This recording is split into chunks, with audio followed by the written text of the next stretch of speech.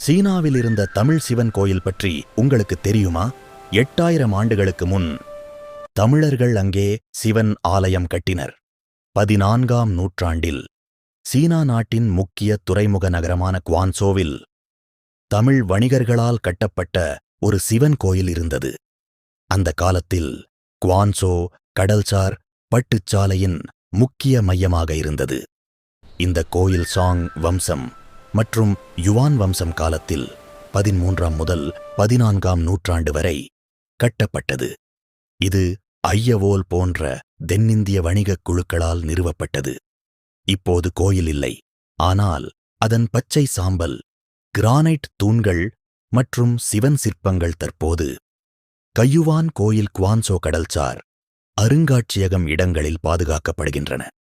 இங்கு சிவபெருமான் யானை லிங்கத்தை வணங்கும் காட்சி, திருமூலர், விஷ்ணு, நரசிம்மர், கிருஷ்ணர், நந்தி, இந்த சிற்பங்கள் தென்னிந்திய சோழ பல்லவ கலைபாணியை வெளிப்படுத்துகின்றன.